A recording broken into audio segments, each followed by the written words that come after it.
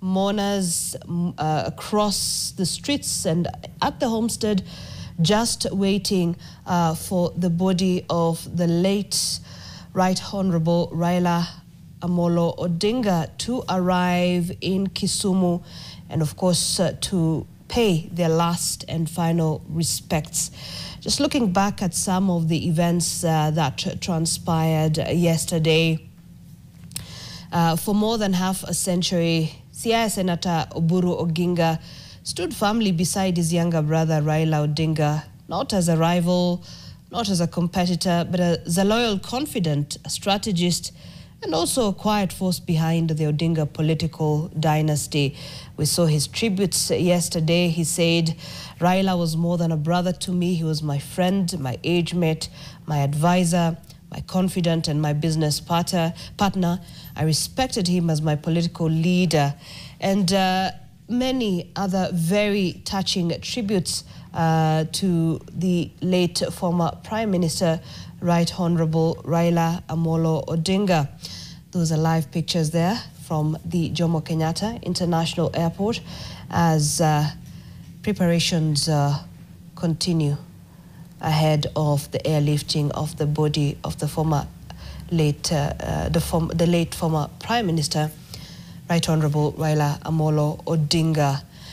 It's been quite a heavy couple of days since the news broke of his death.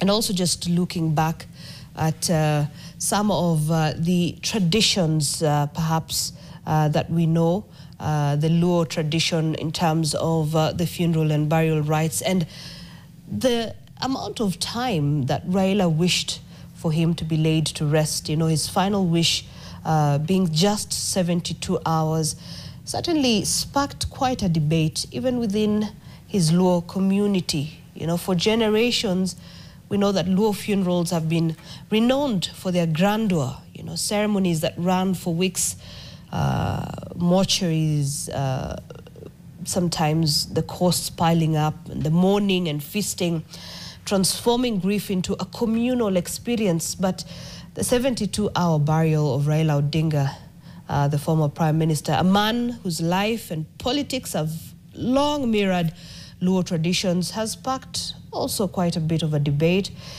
It is the second time that the Luo community has seen plans for a high-profile burial to take place within 72 hours of death, a significant departure from the traditions that we know of. The last time this happened was when the late Chief of Defense Forces, General Francis Ogola, was buried just 2 days after he died back in 2024. In his final testament, General Ogola even expressed a wish for the simplest of burial ceremonies, one where he would be wrapped in cloth rather than buried in a traditional coffin. Now, Odinga's swift burial has reopened important conversations about the intersection of tradition, modernity, and personal will. Well, as earlier stated, I had mentioned that the body has been loaded into the jet, but actually what we are saying is that process happening right now, which is the body of the former Prime Minister Raila Odinga, actually in the process of officially being loaded into a military jet. They are removing the body from the hearse and it will be loaded officially into the military jet that will be airlifting the former Prime Minister from Nairobi to Kisumu. And this is being conducted under tight security and full military honors. It marks the next phase of the national farewell. Officers from the Kenya Defense Forces are the ones conducting this ceremony. They're the ones who are carrying the body of the former Prime Minister, Right Honorable Raila Odinga.